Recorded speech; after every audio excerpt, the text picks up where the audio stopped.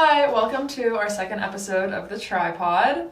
I'm Zarina. I'm Carter. We've got a great episode for you guys today. We've got another issue of The Triangle is Out. This time actually out in stands. There's paper copy pretty much everywhere on campus, so wherever you see one, feel free to take one. And we got some good stuff in here, I would say. So starting off strong, the article that I contributed to this edition was about Philadelphia's only environmental magnet school, and it was just voted by the Philadelphia School Board to be shut down.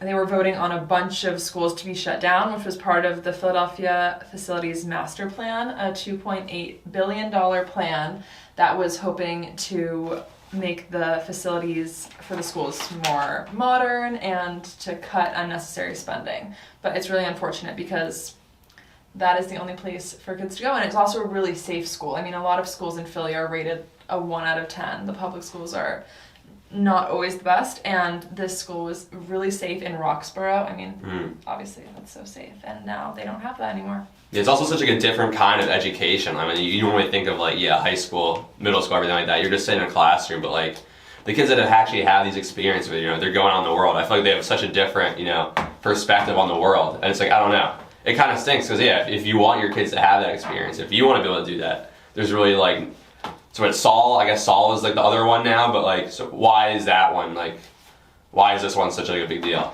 Yeah, so I think if you're not in the environmental sector or space at all, then you could think that maybe an agricultural school is very similar. Okay. But just to give an idea of how they're so different, environmental advocates are generally against big agricultural companies because they knock down forests to create these farms. So there's a lot that these sectors clash on, and for that reason, they're just so separate. I mean, like one, you're studying the biodiverse ecosystems that take place in all different sorts of landscapes across the world, and the other one is more about creating food. Gotcha. Creating food for people, which are both important, but just very different. Yeah. So what do you do if you're enrolled in the school right now? Like, what happens? Like, and especially for the other 16 schools, like, what does that look like for these kids? They're going to W.E. Saul, the agricultural school. Gotcha. They're all being sent there next year. Got it. Okay. So I mean, that's got to be brutal. Like, you're going to school, all these kids, and then all of a sudden you're just, that kind of stinks right there. Yeah, it definitely does stink, and it just, now there's not an opportunity for students, unless you have the money to go to private school, there's not the opportunity for students to get an environmental education Got it. in Philadelphia. But this also has to do with another article that was written. Gotcha. Subi, our news editor, wrote about the rideshare tax. Okay, gotcha.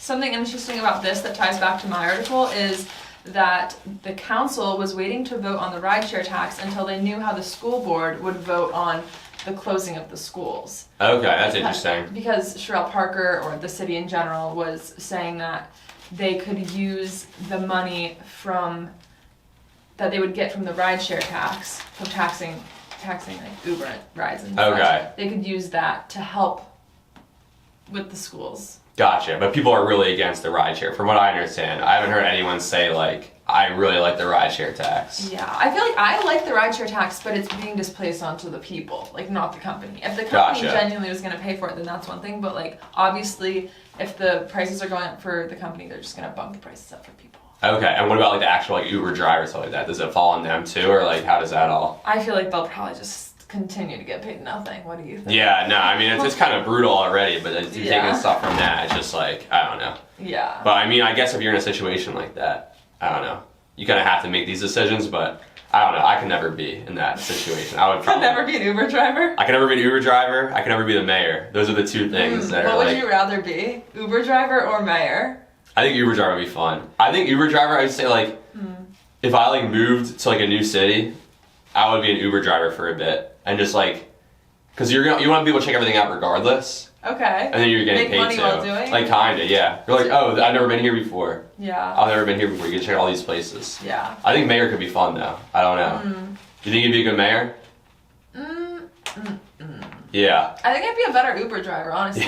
Honestly, same qualities needed for both. Yeah, I think kind of. Every mayor should have to be an Uber driver at one point. Like, you should be able to be a successful Uber driver, know the city, know the area, and know the people. Okay, that's interesting. Any other calls in here? I mean, the one that I really enjoyed was the the one about Drexel counseling. I thought that was really interesting. Some really interesting perspectives in there. Definitely. Well, I shared my perspective in there. I was interviewed, and I shared about a time that I went to Drexel counseling because my pet passed away, and she was not very helpful. Okay, interesting. She was very much like saying that a pet passing is just a terrible thing, and she doesn't know what to do. Okay, you know? Gotcha. Yeah. But is that just? I mean. Even people with like nothing against your pet passing, people going with really extreme stuff and they're being met with the same sort of thing. It's like, I think so. I'm going through this, and they're like, I don't know, not to speak on other people, but like from what I'm hearing, it's just like not great service overall. You want to start getting into that? Okay, so America, as everyone knows, we're turning 250 years old. We are, yes, and there's a lot going down right in our own neighborhood right here. So it should be a pretty good summer. Yeah. They really like to harp on that. I don't know. I mean, I would too, but you know, you definitely got the point across. You would too if you were a country? If I was the mayor of Philadelphia, if I was Cheryl Parker, that would be one of my things. Okay. Yeah. I think it'll be fun. I think the whole plan they have in place here, I think it'll be interesting. Yeah, for sure. Are you planning on attending any of the events? I don't know. I don't have World Cup money, I'm not going to lie. Like, ideally, in the perfect world, I could go to the World Cup. And what's it, the All-Star Game? Mm-hmm. But, I don't know. I don't have World Cup or All-Star Game money. Yeah. Maybe we could get, like, a press pass to the World Cup. I think we could figure something like that out. I think we could add a lot to that, to the festivities. We could do a live podcasting at the World Cup. We could do that. Well, it's also, like, it's not just the World Cup. Like, there's a whole thing going on, like... There's like these like sort of festivals and like all these activities and stuff you can do. So like, you don't actually have to have a ticket to the game to enjoy it. There's like a whole, the whole city's gonna be, you know, in on this thing. And then the whole bars thing, I'm sure you guys have heard about that, up until 4 a.m. During that time. That'll be interesting. I think it's for better or worse, I guess. Yeah, I think that it will be really good if these Europeans could drive in money for the city. And it's definitely going to be cool to see how the neighborhoods around Packer Park and those neighborhoods around the stadiums, how they deal with this influx of people. We are now here with Sadie Subetti, a third-year law major who was recently elected as USGA's president. Yes. Congratulations. Yeah, congratulations. It's a big deal right there. And of course the Triangle covered it, and it is on the front page. Super exciting. What was that like? I mean, like seeing yourself on the front page. Not that it's like, I don't know. I'll be honest, it wasn't my first time. There was a hit article about USGA my freshman year in the Triangle. Kind of like redemption arc. There you go. Well, congratulations again. And you talked about like that election process. Can you? So like you're in USGA. I know absolutely nothing about USGA. Can you just explain like how that sort of looks? Like what sort of thing you went through in the last month or so? Yes. So to start with presidential elections, this is open to the entire student body. And to go through this, you have to fill out your CREA, your application. You also have to be on the board for 3 quarters beforehand. And it was something I had been thinking about since my freshman year, so I was really excited, and there was some blips along the way, but you just kind of have to like get through those, and you find your running mate, and typically you don't actually have to have a running mate because they're separate elections, but it's pretty common tradition that you find someone who you work well with, and you just kind of propose the question to them, and that's what I did with my VP of beer, who could not be here tonight, but she had a lot of very similar ideas to mine about what we want not only the board to look like, but also Drexel. And we had really contrasting ideas too. And I think that's where we actually bonded, because she's a super different perspective than me. She's a commuter. She's also Philly native. So she's seen Drexel in a totally different light than myself. And we went through the process together. We were outside getting votes from 8 a.m. until 5 p.m. every day, contacting as many orgs as we could, and also just trying to sit down with the leaders of these orgs and see what they're lacking from Drexel, what they feel like they need, explaining how we can support and what they need from us in order to support them. And I think that was interesting because a lot of people don't know what student government is. So at the end of the week, we get the results, and that is all from the student body. Yeah, that's been a point of contention, I feel. Like, should the student body have a right to vote on who the civic engagement chair of USGA should be? Currently, as it stands, as you said, all chairs, all senators are only voted on by the committee after they get votes. They have to get, 50 votes from the student body? Gotcha. Once they get those votes from the student body, then they're eligible for election. In that election, the rest of USGA votes. Okay, gotcha. And that's not the case at all schools. Yeah. Usually it's like the whole student body will vote on every single person. Yes. Okay, Yes. that's interesting. Gotcha. And I think where the history of USGA comes in is they, from what I understand, originally had it that way, where they had the student body voting on every single position, but it really became a popularity contest, and that's something that they wanted to avoid. So what they do is they actually mimic our like board of trustees, the way that they are designed, and it's voted on by the previous board. So it's a very similar layout to that, and there's always going to be like controversy of what you want to do in terms of having elections, but I think that's what their idea was, to avoid any popularity issues and things like that.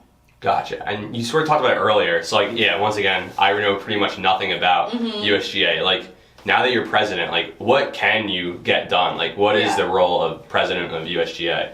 Yeah. I guess the organization overall. Yeah. Well, I would say there's really two parts of it. Okay. So there's one part where you are directly interacting with administration, and this includes President Merlot, this includes Board of Trustees, Dr. Katie Zamolinsky, who is our advisor, people who are really, quite honestly, up in the ranks. Yeah, and it definitely. can seem a little intimidating, like, what do you do with that? But essentially, the whole point of having student body president is to communicate what the student body needs and wants, and it's sitting down with administration, having a one-on-one to really let them know exactly what students are lacking currently. You can give some examples of initiatives. I think Definitely. a lot of people that I hear from, as it was stated in this article, just don't know what USGA really does, like material level. Yeah. So there are different types of committees. There are standing committees, and then there's also internal committees. And our very own Zarina is the co-chair for buildings and properties, which, might I say, gets probably most done out of all of our committees in terms of what Drexel students are really seeing with their own eyes. So that's going to be trying to make it clear what is going on with the construction on campus and getting the lines on the roads repainted so that students don't have to fear for their lives as much when they're crossing the road. And apart from that, we also have a civic engagement committee, and this is the committee that's really working hands-on with the community, specifically the West Philadelphia community. So we are getting involved in the MLK Day cleanups. We are manning Civic Earth Fest, which is a week-long of different civic-related events that are supposed to happen during the week of Earth Day, and this is really to just get the word out about what you can do to be more civically engaged when you're part of Drexel's campus. And apart from that, we also participate in the Dornsife dinners. That happens on the first Tuesday of every month. That is us going directly with the community to sit down, eat dinner together, and talk about what's going on in the community, and also how Drexel, civic engagement, sports teams, whatever it may be, can get involved, and also just be a mindful neighbor. And that's another thing that we've been trying to work on a lot in the Civic Engagement Committee, which is what I've been a part of for 3 years now. Nice. And then apart from that, we have the Academic Affairs Committee, we have Student Life, we have the Student Organization Committee. I hope I'm not forgetting any. And then we have internal committees as well. One that we just started is the Student Communication Network. This is something we're really trying to expand next year, and this is us directly communicating with student leaders. So Triangle leader, leaders that are in Greek life, any club you can think of, we have emailed them. Transformation. So Gotcha. there are so many questions. I mean, to me, maybe I'm misunderstanding this, but you guys are kind of like that bridge between like the student body and then is that what they say? That is the golden line. Okay, is that your guys' like slogan and stuff like that? Okay, well, perfect. I didn't even know that. There you go. Okay, Then she good did to a know. good job explaining. Oh yeah, Wow. exactly. A great job right doing my there. job The bridge right between then. students and administration. Is that it? That's like Yes. the thing? Okay, got you. I mean, so what is that like dealing with? So you have problems that students are going through. Like, there are times where like the higher ups, I guess, but like they kind of just can't really see eye to eye with the students, and what's it's like sort of, 100%. figuring that out. 100%. I don't know if you remember the whole food truck debacle. Ooh, yeah, we remember. Oh, yeah. Great triangle article about that. Yeah, we remember. Yeah. There was a lot going on in USJ and a lot going on in the triangle. Interesting. Okay, For gotcha. Yeah, and I will say that's definitely something that we were just having a really hard time seeing eye to eye with on administration, because there was a lot of Philadelphia laws and like actual like legal limitations that they had. And I think they got so much pressure that they kind of just took a step back. Yeah. I don't know if I'm really supposed to say that, but No, I mean anyway. that's what, from what our perspective, Yeah. that's luckily what happened. Yeah. Because they were pretty hard on everything, and all of a sudden it was like, oh, exactly. go ahead. It's just kind of like, I think as students it's so hard to remember that we actually have a voice that we can use, because it can feel really discouraging when there are things going on not only on campus but just in the world in general that we have so little that we can really do to feel like we're helping. And that goes down to our very like campus. There are issues that students have that they don't voice just because they don't think that they will have any change. And that was the main reason that I wanted to join student government when I first came to Drexel, because it came down to the dining hall food and how I felt in my dorm I was having. And I think it's so hard to sometimes fathom that an idea can become a reality. So I think student government really, really focuses on making any idea you have into a reality. Gotcha. I don't know. Are there any things you have in mind, specific, like very specific, like Yes. when the time I'm done being president, like this is gonna be a thing? 100%. I would say there are two main things that go into two different sectors. So my first main idea that I will die on this hill is having late night buses available for students. Okay. Right now the last bus is at 10 p.m. So students who are involved in clubs on campus that go until later, or sports. Yeah, we Yeah. might be here. Triangle, yeah. Yeah. Tonight we Triangle might need a bus. I might need the bus tonight. Honestly, yeah. We're here often for production nights until upwards of midnight. Yeah. Yeah, definitely. Yeah, that's exact. I mean, I'm on campus until probably midnight as well with mock trial, especially Wow, like okay. when we're in season. It's like 5 days a week, and half of us live on like, I don't know, 36 and Brandywine, like far enough that you definitely don't want to walk that, especially when it's cold and snowy and icy. Yeah. And this is a really, really normal thing on other campuses. So really want to have different bus stops throughout campus, and also I hope to have more frequent buses as well. Gotcha. So right now they come every 15 minutes, and I think that will probably stay the same in terms of late night buses. But if we could get, even one more bus running during like the peak rush hours, I think that would really help students who need to go straight from work to class to wherever they may be going next. And when you have ambitious students, you really need to support them in any way that you can. Mm-hmm. Yeah. Well said right there. Good stuff. All campus, I guess you could say, and you'll probably have a mutual friend with everyone you see, but you don't know like what's going on campus. You don't know how to feel like you really belong here and that you want to have like that spirit for the school that you're attending. I've heard people attribute that to the absence of a football team. Yeah.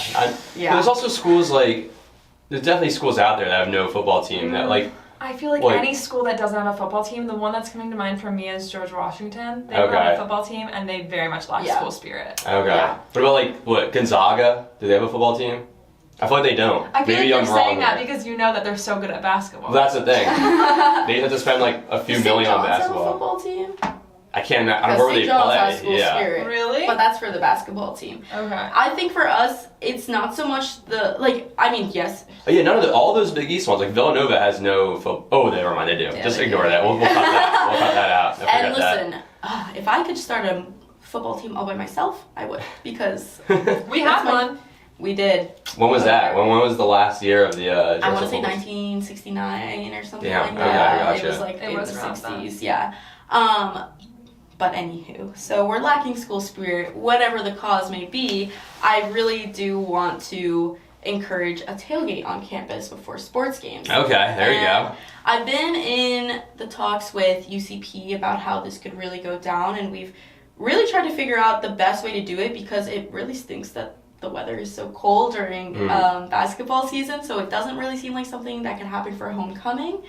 But maybe even creating an alumni game and having I like that idea. yeah, like having different like playoffs, things like that. Whatever that game ends up being, we want this to be on Lancaster. We want to have different vendors. I really want to encourage the West Philadelphia community to come be involved. West Philadelphia vendors, also getting in touch with the schools, providing free tickets for students, especially like elementary school students who may just be starting basketball or whatever the sport ends up being, and trying to give back to the community in any way that we can. But then also getting organizations involved, having different pop-ups, having Greek life involved as well. And that's honestly something that really shocked me while I was campaigning, is how much Greek life does really want to be involved in positive things on campus, and how there's a lot of disconnect about like what they can. Shocks me too, girl. But that's just me. You guys are both Greek lives. So it is definitely like something that I want everyone to feel excited for. I would love to have this on a weekend so we can have co-op students, we can have students in classes, and really just get people excited. For sure. Mhm. Yeah. Gotcha. I mean, yeah, that got me fired up right there. I don't know about you. I'm excited to be a dragon now. That's how I'm feeling. I know you'd be popping out at those tailgates. I would go 100% to a tailgate. I'm right there with you. Well, I can be a tailgate committee. I can be on that. Well, you know what? We're starting that right now. So. Okay. If you need anyone to help out, I'll do what I can. I mean, Is that wraps? yeah, those are the questions I had. Unless you had anything else. No, I think that's good. Gotcha. Well, Thank you, Sadie. Thank you. Thank you so much. Excited for your I guess. We are now here with Polly Lascalzo, who is our former editor-in-chief and also wrote an article about Merlot's inauguration, which is also on the cover of our print edition. What was that like? I mean, just to be able to go to an event like that, like, was it cool? Because you also, we'll get into it later. This is your boy right here we're talking about. That's my guy, President Merlot, just showing that Italians can be anything in this world. But yeah, no, it was great. So I went to the fireside chat with him and I think Dr. Andrew Hamilton, who was his former boss at NYU. And then I also went to his inauguration on Thursday. And it was incredible, both experiences. I got to see him really talk about his vision for being president at Drexel, what he wants to accomplish in his tenure here. And then also I got to just catch up with him after the events, get to shake his hand, talk to him a little bit about how he's feeling going through what I'm sure is a huge week in his life. Mm-hmm. So it was great to talk to him. He's an incredible guy. So just super excited that I got to cover this article. Nice. And then you knew him way before this, like a year ago you talked to him originally? Yeah, so when he first took over as president, it was July of 2025. And that's around when I was kind of really taking over the Triangle as editor-in-chief. So he was coming in and I was coming in at the same time. And we just had a couple meetings where just me and him, I got to interview him for an article, just got to see him a lot. And so he's been a great friend to the Triangle, and he's always been super friendly to me. See him around campus all the time now. I get to say hi and catch up with him whenever I see him around. Nice. I'm so glad to hear that he's friendly. Yeah, super friendly. Very different vibe from the president's office with President Merlot as opposed to previous administrations. Interesting. You don't have to name any names, but President Fry. Yeah, okay. But I got, like he's very much student focused, and we talk about that in the article. That his vision is about increasing the student experience here, and that's what he cares about. Because he's a guy, first gen student, came up as a student centered guy, as a water polo coach, faculty member, he's a teacher. So that's kind of his background. That's what he cares about, is the student side of things. So, he's always super friendly, cares a lot about sports, cares a lot about the student experience. Got to talk to him about Drexel basketball, got to talk to him about Italian soccer, talk about everything. And he's just a great guy. Nice. That's really cool. Anything he said specifically, like whether it's in your conversation with him or his speech that like made it clear like what kind of policies he was leaning towards as soon as he takes over? Yeah, I think top of everyone's mind right now is the academic transformation. Gotcha. And I think that that's something that he inherited. It wasn't his initiative, but it's something that he's very supportive of. And throughout all of our conversations, and certainly present in his inauguration speech, he's talking about what that's going to mean for students. So in theory, it means more free time to do stuff. That's something we've talked a lot about. Like, students have more free time, maybe they get out to more school spirit-oriented events. Maybe they're got time to go to a basketball game or time to go to a new club that they wouldn't have had time to otherwise. So I think that's kind of top of his mind right now, is how we're going to land the plane on the academic transformation and get everyone accustomed to semesters and hopefully start reaping the benefits of it as students, because I think that's the main thing they want to derive from that. Gotcha.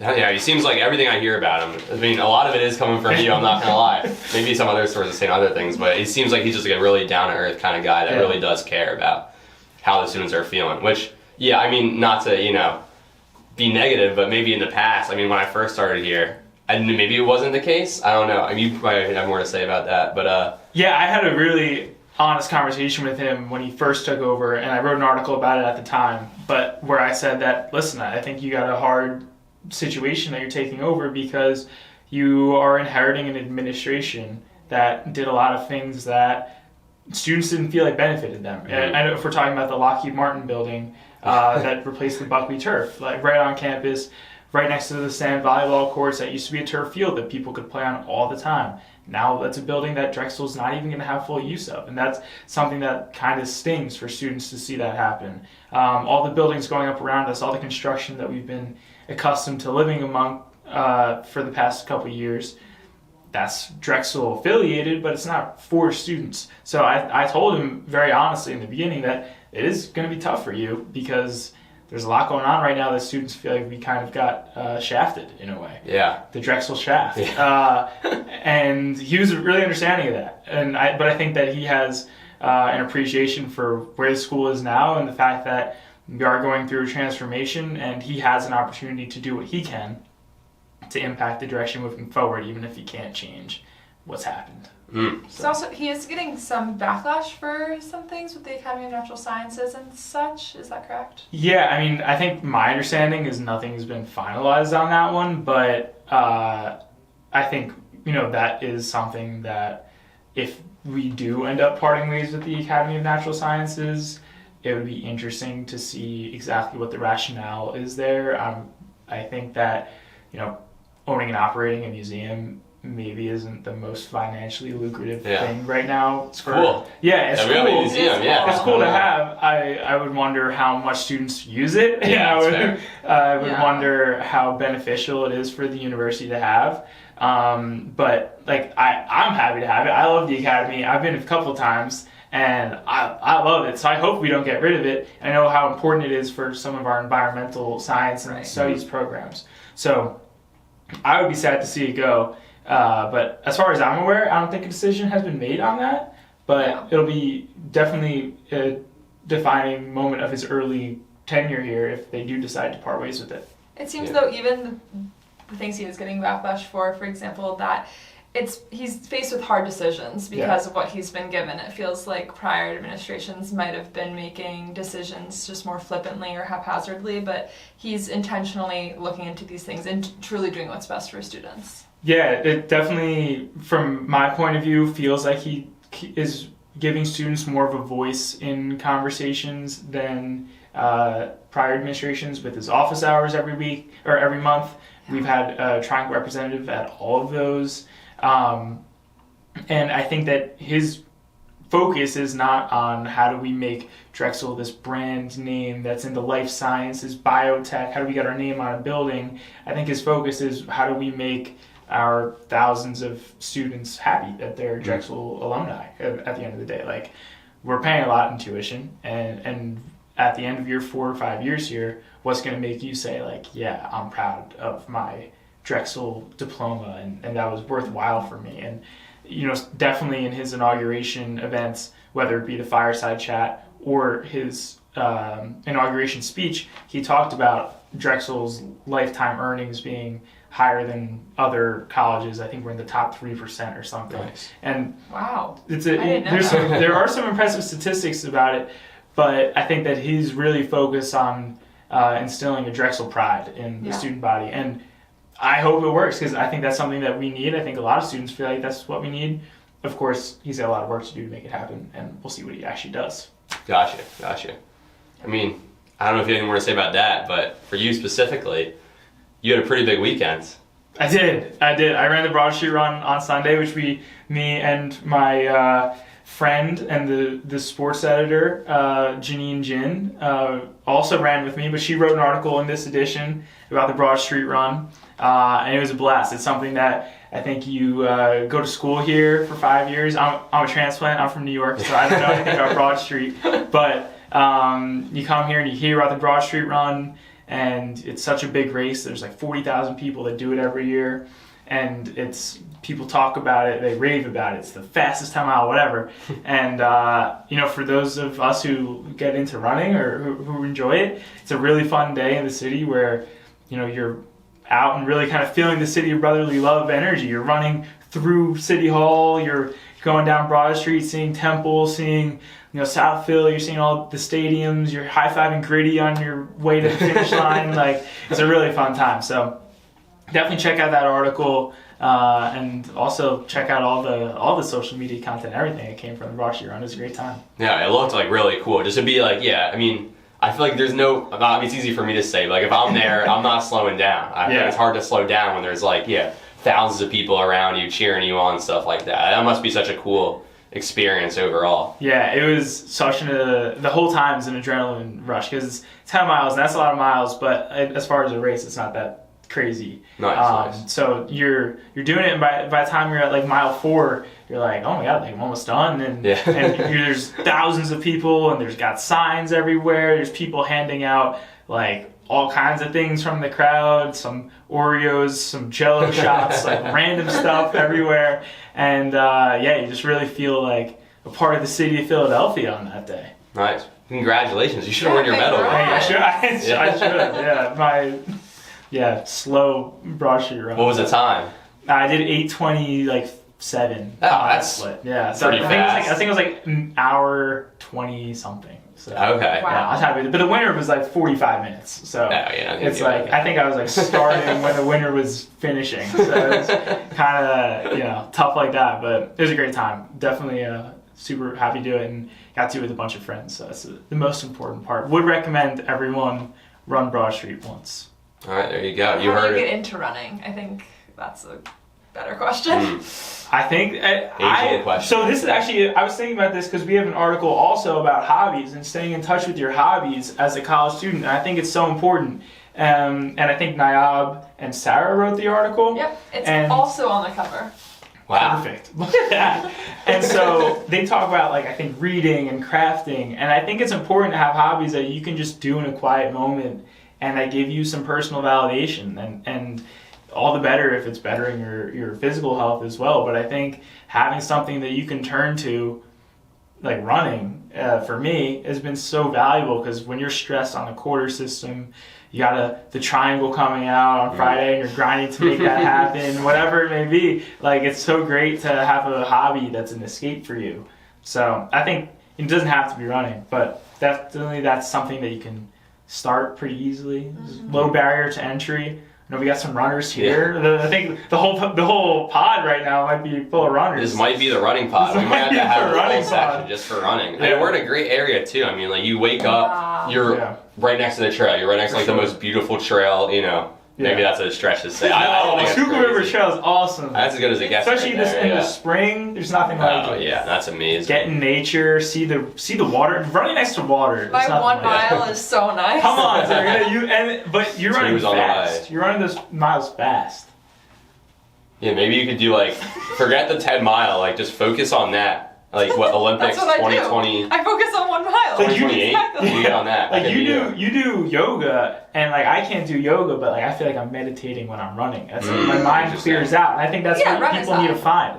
I don't know if I've ever experienced that, but I definitely Really? you feel like the zen of it all coming over you. I think that's what runner's high is, no? Maybe I don't know. Runner's high. My mom was saying it's like you feel you can run forever. It doesn't matter how tired you are. Like you just keep going. I don't think I've ever. I don't know. I don't Yeah, ever I've had definitely it. never had that. Yeah. But I'm so happy that we got the tripod going, and I can't think of two better people to be running it here. Thank and you very it's much. the Appreciate honor it. of a lifetime that before I graduate, I got to come on this pod because let me tell you, I watched the first one, and it was like. You know that meme of Eric Andre, like, let me in. Okay. That's how I felt. Like, I was like, I just want to be a part of this, having a good time with these great people. So super pumped about the tripod. Thank you for coming on. It's an honor to have you on as a guest. Yeah, and we couldn't do it without your support. True. Well, This is all because of him right here. There would be no pod. You Wasn't did for episode him. one without me, so. What do you You say? did episode one without me, so it's all good. But they wouldn't have gotten up with him. Yeah, as a sure, crew, sure. You know? No, this is We're this on is like Castos late at night. I'm so proud of you guys. This is my dream. Thank you. We're Thank proud you, of you Ollie. too. You're welcome. All right.